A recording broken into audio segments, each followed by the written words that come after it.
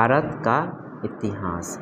प्राचीन भारत का इतिहास भारतीय समाज एवं संस्कृति आज जिस स्थिति में है उनके संदर्भ में भारत के अतीत का अध्ययन विशेष महत्व रखता है, क्योंकि वर्तमान भारत की जड़ें अतीत से क्या हुआ है, जुड़ी हुई है।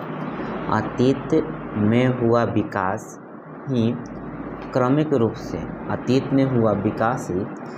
क्रमिक रूप से चलता हुआ आज के युग तक आ पहुँचा है। ऐसी स्थिति में अपने अतीत को ठीक से समझना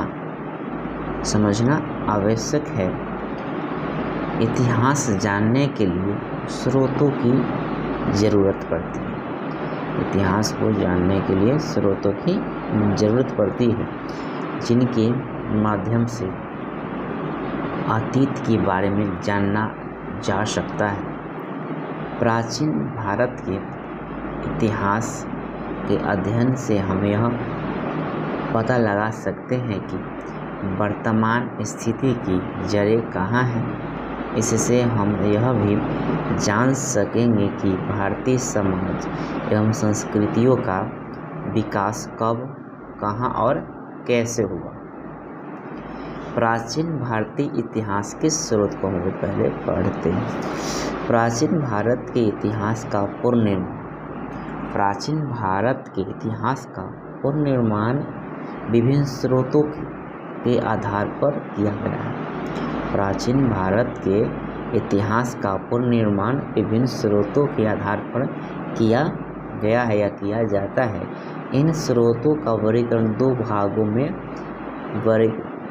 बांटा गया है। ये साहित्य एवं पुरातात्विक स्रोत कौन कौन? साहित्य स्रोत, एक पुरातात्विक स्रोत। साहित्य और पुरातात्विक। साहित्य के अंतर्गत वैदिक, संस्कृत, पाली, प्राकृत एवं अन्य साहित्य और विदेशियों द्वारा विवरण। और पुरातात्विक में हो जाएगा पुरालेख, सिक्के, स्थापत्य अवशेष, उत्खनन। स्रोत दो तरह के, साहित्यिक स्रोत, एक पुरातात्विक स्रोत। साहित्यिक स्रोत एक, पुरातात्विक स्रोत। साहित्यिक स्रोत में हो जाएगा वैदिक, संस्कृत, पाली, प्राकृत एवं अन्य साहित्य और साथ ही साथ विदेशियों द्वारा विवरण। और पुरातात्विक स्रोत में होगा पुरालेख, सिक्के, स्थापत्य अवशेष, उत्खनन आदि।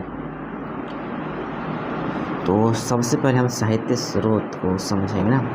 तो साहित्य स्रोत में ब्राह्मण साहित्य ऋग्वेद, सामवेद, यजुर्वेद, अथर्ववेद, ब्राह्मण, आरण्यक, उपनिषद, महाभारत, रामायण, पुराण।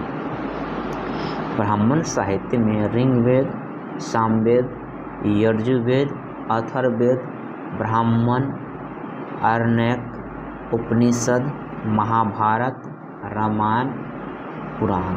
10 में ऋग्वेद, सामवेद, यजुर्वेद, अथर्ववेद, ब्राह्मण, आरण्यक, उपनिषद, महाभारत, रामायण, पुराण। बौद्ध साहित्य में विनय पिटक, सूत पिटक, अभिधम्म पिटक, महावंश, दीपवंश, ललित विस्तार, दिव्यावदान, बुद्धचरित्र, महाविभास, जातक आदि। बौद्ध साहित्य में विनय पिटक, सूत पिटक, अभिधम्म पिटक, महावंश, दीपवंश, ललित विस्तार,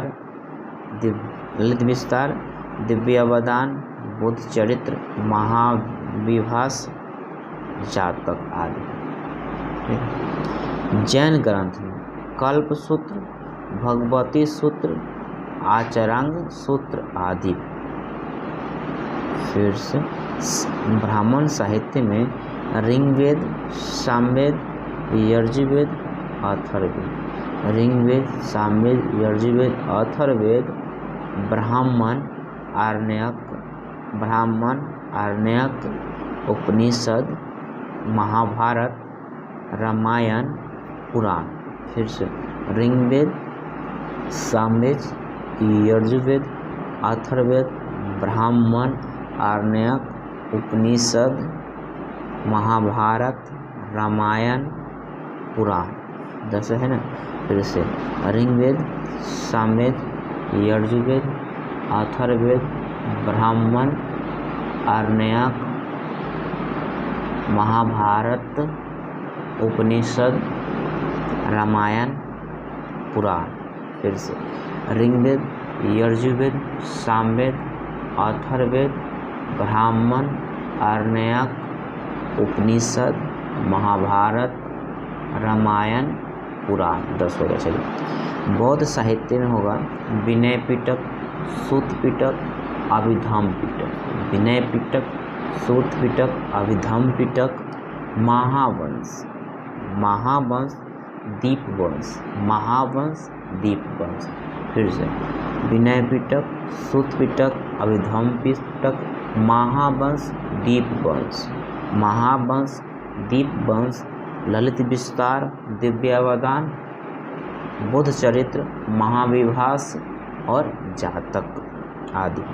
जैन ग्रंथ में होगा कल्पसूत्र, भगवती सूत्र, अचरांग सूत्र आदि। कल्पसूत्र, भगवती सूत्र, अचरांग आदि जैन ग्रंथ। ऐतिहासिक साहित्य स्रोत राजतरंगिणी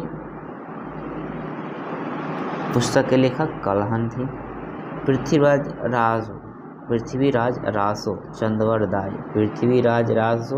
चंद्रवरदाई, ये राजतरंगिणी कलहन, पृथ्वीराज रासो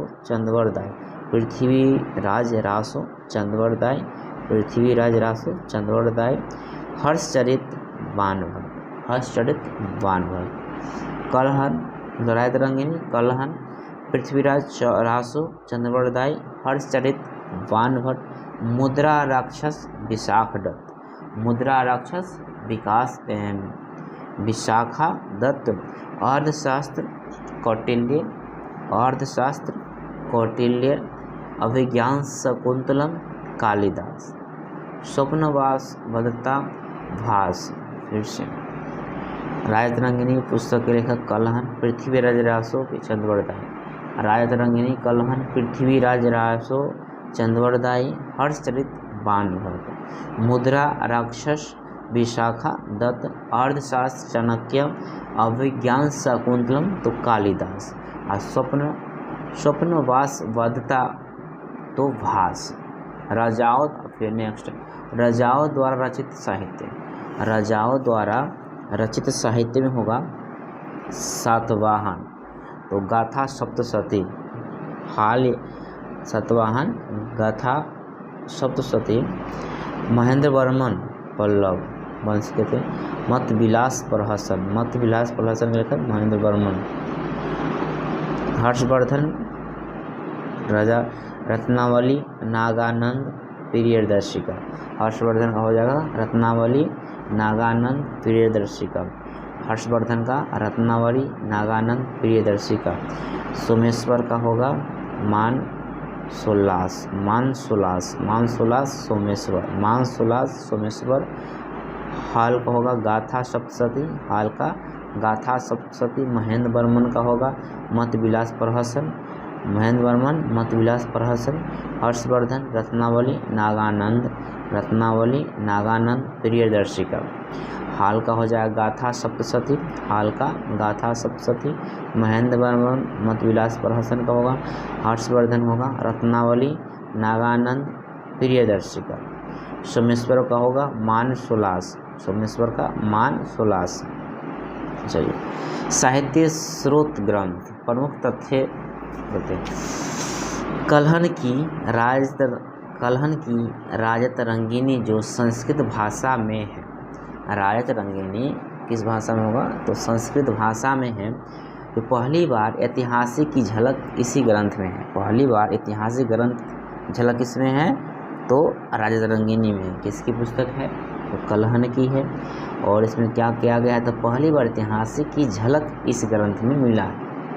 जो कैसी भाषा में लिखा हुआ है, संस्कृत भाषा में लिखा हुआ है, संस्कृत भाषा में राजतरंगिनी लिखा है, इसके लेखक कलहन। और इसमें क्या कहा गया है, तो ऐतिहासिक की एक झलक इस ग्रंथ में मिलता है। दूसरा है महावंश व दीपवंश। महावंश व दीपवंश बौद्ध ग्रंथ, दक्षिणी बौद्ध मत के ग्रंथ हैं। महावंश दीपवंश जो है बौद्ध ग्रंथ है, लेकिन दक्षिणी बौद्ध का मत के ग्रंथ, दक्षिणी बौद्ध के मत का ग्रंथ है। चलिए, ललित विस्तार। ललित विस्तार बौद्ध ग्रंथ की रचना नेपाल में हुई। ललित विस्तार की मतलब रचना नेपाल में हुई। ललित विस्तार की रचना नेपाल में हुई। ललित विस्तार की रचना नेपाल में हुई। पाणिनि ने पहले संस्कृत व्याकरण, पाणिनि ने पहली संस्कृत व्याकरण अष्टाध्यायी की रचना की थी। पाणिनि जो थे वो अष्टाध्यायी की रचना की थी संस्कृत व्याकरण में। इसमें मौर्य काल के सामाजिक जीवन का वृत्तांत है। मौर्य काल के सामाजिक जीवन, उसका सामाजिक जीवन कैसा था मौर्य काल में, किसमें दर्शाया गया है, तो अष्टाध्यायी पुस्तक में इसके लेखक है पाणिनि। पतंजलि ने महाभाष्य की रचना की। महाभाष्य की रचना पतंजलि ने, महाभाष्य की रचना पतंजलि ने की, जो कि पाणिनि की अष्टाध्यायी पर आधारित था। अष्टाध्यायी के लेखक पाणिनि। अष्टाध्यायी संस्कृत व्याकरण का पुस्तक है। इसके रचना में क्या किया गया है, मौर्य काल के सामाजिक जीवन का वृत्तांत मिला है। अब पतंजलि ने महाभाष्य की रचना किया, जो पाणिनि की अष्टाध्यायी पर आधारित था। ठीक है। ऐतिहासिक महत्व के प्रथम ग्रंथ की रचना हर्ष के दरबारी कवि। ऐतिहासिक महत्व के प्रथम ग्रंथ, ऐतिहासिक महत्व के प्रथम ग्रंथ की रचना हर्ष के दरबारी कवि, हर्ष के दरबारी कवि बाणभट्ट ने हर्ष चरित्र के रूप में की है। ऐतिहासिक महत्व के प्रथम ग्रंथ की रचना किसने किया है, हर्ष के दरबारी कवि बाणभट्ट ने किया है। इसमें हर्ष चरित्र के रूप में किया है। ठीक है। चलिए, अर्थशास्त्र और जो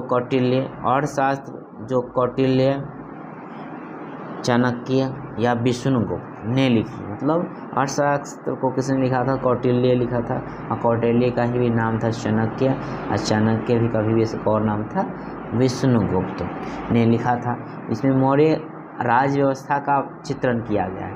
अर्थशास्त्र में मौर्य का राज्य व्यवस्था बताया गया है और अष्टाध्यायी में सामाजिक जीवन बताया गया।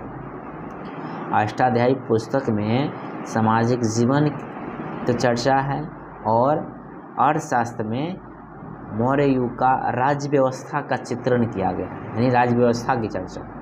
चलिए नेक्स्ट, वाकपति ने कन्नौज के राजा यशोवर्मन पर आधारित गौरवह नामक पुस्तक लिखा। वाकपति ने कन्नौज के राजा यशोवर्मन पर आधारित गौरवह नामक पुस्तक लिखा। वाकपति नामक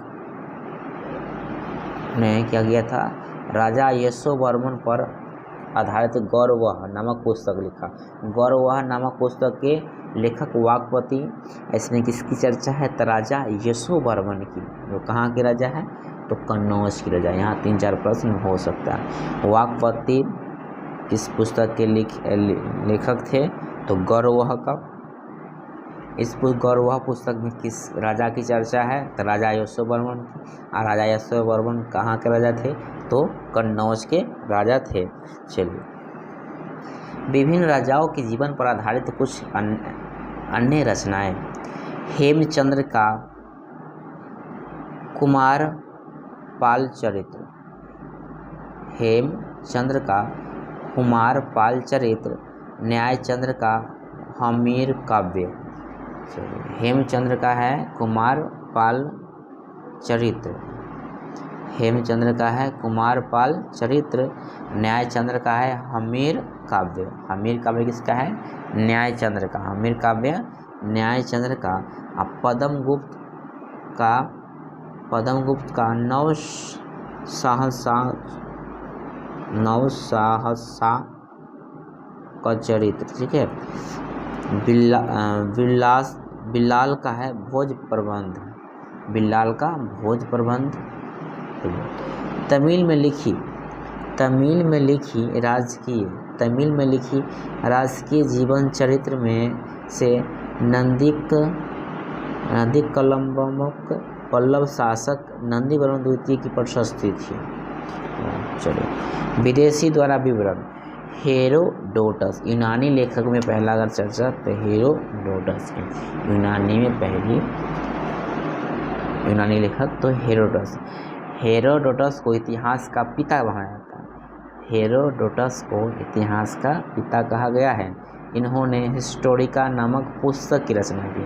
इन्होंने हिस्टोरिका नामक पुस्तक की रचना की है। मेगास्थनीज, हेरोडोटस में दो ही बात याद करना, इतिहास के पिता, इसकी पुस्तक का नाम हिस्टोरिका। अब मेगास्थनीज में होगा, मेगास्थनीज सेल्यूकस निकेटर का राजदूत के रूप में चंद्रगुप्त मौर्य के दरबार में आया था। सेल्यूकस निकेटर जो था, मेगास्थनीज जो था वो सेल्यूकस निकेटर के राजदूत के रूप में चंद्रगुप्त मौर्य के दरबार में रहा तथा इंडिका की रचना की। मेगास्थनीज ने किस पुस्तक की रचना की? तो इंडिका नामक पुस्तक की रचना की। यह मूल रूप से अप्राप्य है, लेकिन इसके उद्धरण अनेक विख्यात लेखकों की रचना में आए हैं। ठीक, मेगास्थनीज इंडिका पुस्तक लिखा। मेगास्थनीज सेल्यूकस निकेटर का राजदूत था, किसके दरबार में आया था? तो चंद्रगुप्त मौर्य के दरबार में आया था। चलो, अज्ञात लेखक में हो जाएगा। एक अज्ञात यूनानी लेखक ने ईस्वी सन की पहली सदी में भारतीय बंदरगाहों प्रकृति स्थिति और व्यापार पर प्रकाश अपनी रचना पेरिप्लस ऑफ द एरिथ्रियन सी में दिया था। अज्ञात लेखक, ये लेखक का पता नहीं है। टोलमी एक है, तो टोलमी की ज्योग्राफी इसकी है, तो टोलमी की इसमें प्राचीन भारतीय भूगोल एवं वाणिज्य की जानकारी देती है। ये जो ज्योग्राफी है वो प्राचीन भारतीय भूगोल एवं वाणिज्य की जानकारी देती है। ज्योग्राफी के लेखक टोलमी। एस्ट्रेम्बो ने मेगास्थनीज के विवरण को काल्पनिक माना। एस्ट्रेम्बो ने कहा कि मेगास्थनीज के विवरण क्या है? तो काल्पनिक है। ठीक है, रोमन लेखक में पढ़ेंगे। रोमन लेखक में हो जाएगा प्लिनी को नेचुरलिस हिस्टोरिका भारत और इटली के बीच होने वाले व्यापारिक संबंध की जानकारी देता है। प्लिनी की नेचुरलिस्ट हिस्टोरिका में क्या किसकी जानकारी मिलता है? तो भारत और इटली के बीच होने वाले व्यापारिक संबंधों की जानकारी देता है। चीनी विवरण में हुआ, चीनी पर्यटक भारत में बौद्ध धर्म के अध्ययन तथा बौद्ध तीर्थों का दर्शन करने आते थे। चीनी पर्यटक भारत में बौद्ध धर्म के अध्ययन तथा बौद्ध तीर्थों का दर्शन करने आते थे। फाहियान, यह चंद्रगुप्त द्वितीय यानी गुप्त शासक के शासनकाल में भारत आया। कब आया था? तो 5वीं सदी के प्रारंभ में। और उसने फूको की रचना की, जिसमें गुप्त काल में भारत के सामाजिक, आर्थिक और धार्मिक स्थिति पर प्रकाश डालता है। चलिए, फाहियान ने कौन पुस्तक लिखा? तो फूको की या किसके दरबार में शासनकाल में आया था? तो चंद्रगुप्त द्वितीय के शासनकाल में आया था ना, जो गुप्त शासक था। चलिए, और गुप्त काल की में भारत की सामाजिक आर्थिक धार्मिक स्थिति को प्रकाश डाला है। चलिए, हेंगसांग युवांगशांग यह हर्षवर्धन के समय 629 ईस्वी में यह हर्षवर्धन के समय 629 ईस्वी में भारत आया और सियुकी की रचना की। हेंगसांग ने 629 ईस्वी में भारत आया, किसके समय? तो हर्षवर्धन के समय ही आया था और सियुकी नामक पुस्तक की रचना की। इसने 138 देशों का विवरण, इसमें क्या मिलता है? सियुकी नामक पुस्तक है, उसमें 138 देश, कितने देश? 138 देशों का विवरण यानी रचना मिलता है। वाटर्स के अनुसार वह भारत को इनटू नाम देता है, वो भारत को क्या इनटू नाम देता है। हेंगसांग के मित्र हुई ली ने हेंगसांग की जीवन लिखी। हेंगसांग की जीवनी की किसने लिखा? तो हुई ने। हेंगसांग की जीवनी किसने लिखा? तो हुई ने। इसने हर्षकालीन राजनीति के साथ साथ धर्म, रीति रिवाज एवं समाज का वर्णन किया है। हर्षकालीन राजनीति के साथ साथ धर्म, रीति रिवाज व समाज का क्या किया है? तो वर्णन किया है। ईती सिंह यह 7वीं शताब्दी में भारत आया था। ईती सिंह कब आया था भारत? तो 7वीं शताब्दी में भारत आया था तथा नालंदा एवं विक्रमशिला विश्वविद्यालय का वर्णन किया। नालंदा तथा विक्रमशिला विश्वविद्यालय का वर्णन कौन से ने किया था? तो ईती सिंह ने किया था।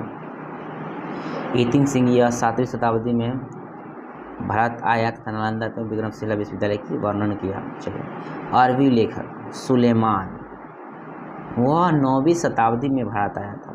सुलेमान 9वीं शताब्दी में भारत आया तथा पाल एवं प्रतिहार शासकों के बारे में लिखा। पाल एवं प्रतिहार शासकों के बारे में किसने लिखा? तो सुलेमान ने। पाल एवं प्रतिहार शासकों के बारे में किसने लिखा था? तो सुलेमान ने। और भारत कब आया था सुलेमान? तो 9वीं शताब्दी में भारत आया था। कब आया था? 9वीं शताब्दी में। अल बरूनी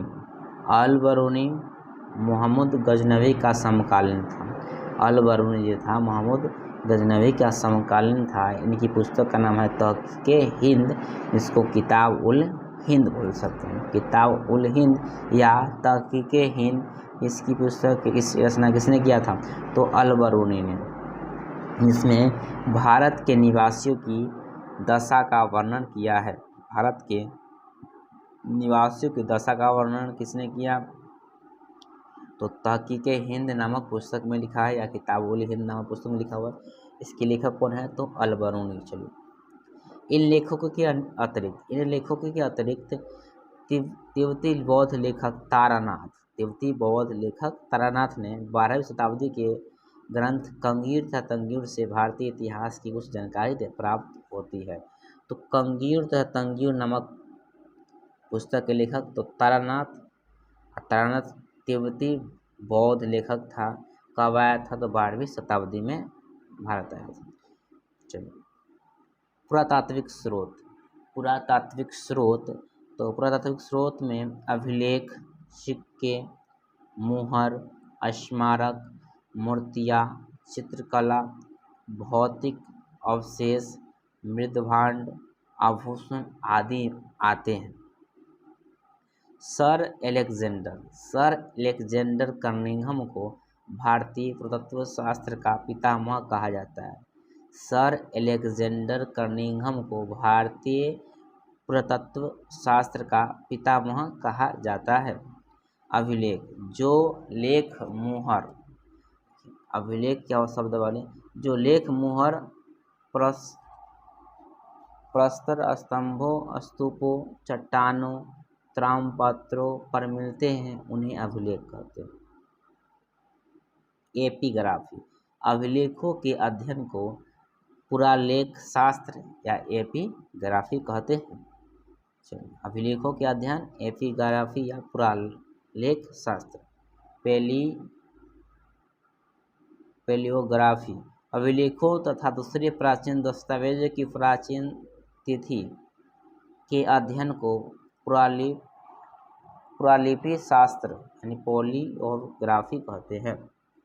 न्यूमिस्मैटिक्स सिक्के के अध्ययन को मुद्रा शास्त्र या न्यूमिस्मैटिक्स कहते हैं। न्यूमिस्मैटिक्स तो सिक्कों के अध्ययन को कहते हैं। सिक्के भारत के प्राचीन सिक्के पंचमार्ग या आहत सिक्के कहलाते थे। भारत के प्राचीन सिक्के पंचमार्ग सिक्के या आहत सिक्के कहलाते थे। साहित्य में इन सिक्कों को करशापन कहा जाता था। साहित्य में इन सिक्कों क्या कहते हैं? करशापन कहा गया है। पुराने सिक्के तांबे, चांदी, सोने और शीशे के बनते थे। पुराने सिक्के तांबे, चांदी, सोने और शीशे के बनते थे। आरंभिक सिक्कों में कुछ प्रतीक चिन्ह मिलते हैं।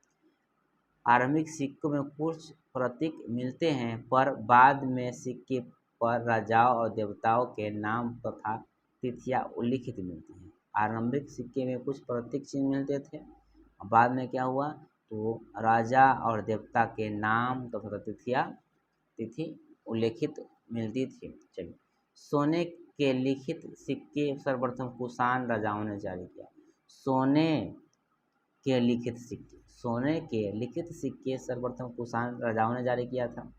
गुप्त शासकों ने सबसे अधिक सोने के सिक्के जारी किए थे। कुषाण ने क्या किया? सोने के सिक्के सर्वप्रथम लिखित सोने का सिक्के जारी किया था। और गुप्त शासक में सबसे ज़्यादा सोना का सिक्का चलाया गया था, सिक्के जारी किया गया। चलिए, समुद्रगुप्त को एक सिक्के पर बीना बजाते हुए दिखाया गया। समुद्रगुप्त को एक सिक्के पर बीना बजाते हुए दिखाया गया है। सातवाहन ने शीशे के सिक्के जारी किए। सातवाहन ने शीशे के सिक्के जारी किए थे। गुप्त काल में स्वर्ण सिक्के को दिनार एवं चांदी के सिक्कों को रूपक कहते थे। गुप्त काल में सोने के सिक्के को स्वर्ण सिक्के को दिनार, गुप्त काल में स्वर्ण के सिक्के यानी सोने के सिक्के को दिनार एवं चांदी के सिक्के को रूपक कहते थे। चांदी के सिक्के को क्या कहते थे? रूपक कहते थे। इसी को फिर से रिवीजन कर लेते हैं। फिर से सातवाहन ने शीशे के सिक्के सबसे ज़्यादा जारी किए। सातवाहन ने शीशे के सिक्के जारी किए। गुप्त काल में स्वर्ण के सिक्के को दिनार एवं चांदी के सिक्के को रूपक कहते थे। गुप्त काल में चांदी के सिक्के को रूपक और स्वर्ण के सिक्के को दिनार। सातवाहन ने शीशे के सिक्के जारी किए। समुद्रगुप्त को एक सिक्के पर बीना बजाते हुए दिखाया गया। समुद्रगुप्त को एक सिक्के पर बीना बजाते हुए दिखाया गया है। गुप्त शासकों ने सबसे अधिक सोने के सिक्के जारी किए। गुप्त शासकों ने सबसे अधिक किसके सिक्के जारी किए? तो सोने के सिक्के सबसे ज़्यादा किसने जारी किए? गुप्त शासक ने। सोने के सिक्के सबसे ज़्यादा किसने जारी किए? गुप्त शासक ने। और सोने के लिखित सिक्के सर्वप्रथम किसने जारी किए? तो कुषाण शासक ने। कुषाण शासक ने क्या किया? सोने के सिक्के को सर्वप्रथम लिखित सोने के सिक्के को सर्वप्रथम कुषाण शासकों ने जारी किए थे। चलिए, आरंभिक सिक्के में कुछ प्रतीक चिन्ह मिलते थे। और बाद में सिक्के पर राजा और देवताओं का नाम तथा तिथियां उल्लिखित था। पुराने सिक्के तांबे, चांदी, सोने और शीशे से बनते थे। पुराने सिक्के तांबे, चांदी, सोने और शीशे के बनते थे। भारत के प्राचीन सिक्के पंचमार्ग या आहत सिक्के कहलाते हैं।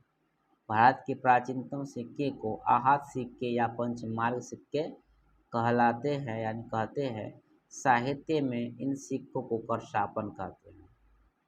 साहित्य में क्या कहते हैं? करशापन। न्यूमिस्मैटिक्स, सिक्कों के अध्ययन को न्यूमिस्मैटिक्स कहते हैं या मुद्रा शास्त्र कहते हैं। मुद्रा शास्त्र या न्यूमिस्मैटिक्स सिक्के के अध्ययन से।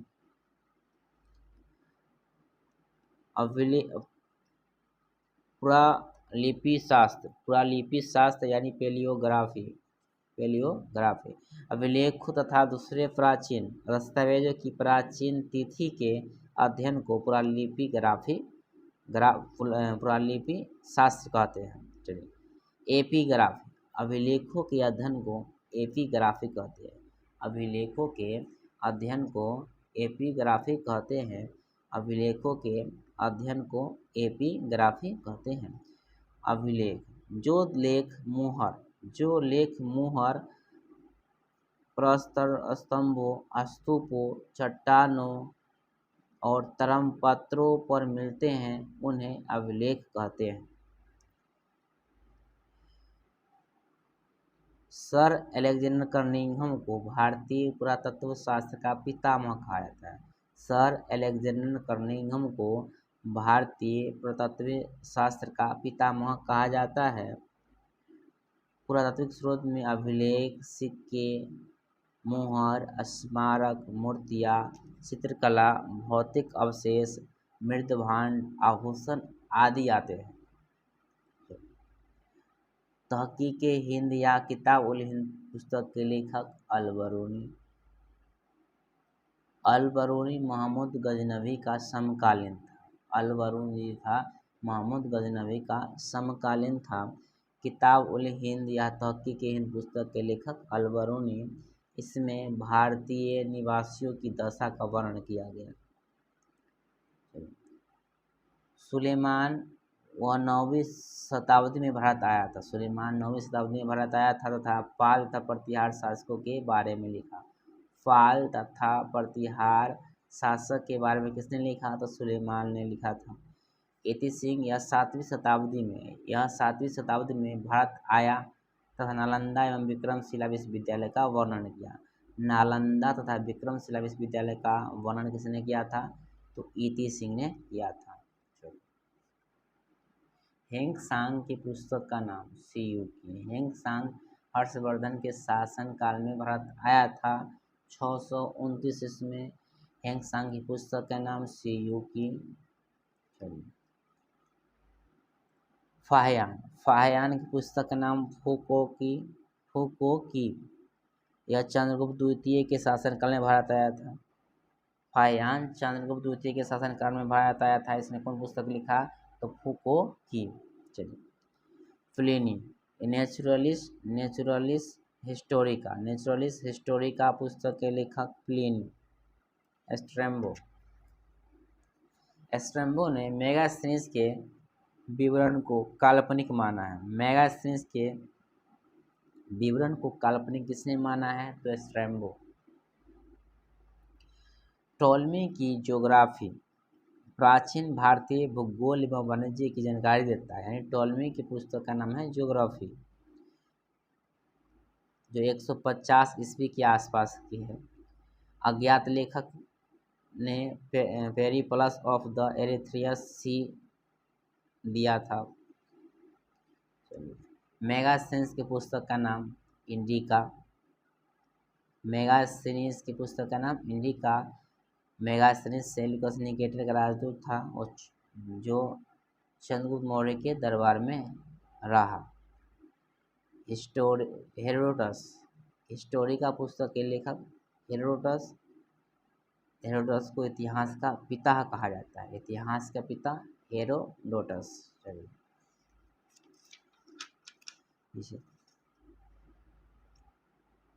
कल्हण की रायतरंगिनी। कल्हण की पुस्तक के नाम रायतरंगिनी। महावंश व दीपवंश बौद्ध ग्रंथ दक्षिणी बौद्ध के मत के ग्रंथ है। महावंश, दीपवंश बौद्ध ग्रंथ दक्षिणी बौद्ध का मत का ग्रंथ है।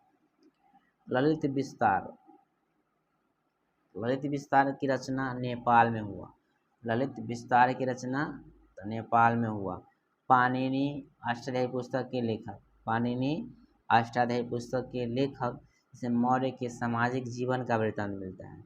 मौर्य के सामाजिक जीवन का वृत्तांत तो अष्टाध्यायी, और मौर्यकालीन राज्य व्यवस्था की चित्रण तो अर्थशास्त्र। अर्थशास्त्र के लेखक चाणक्य।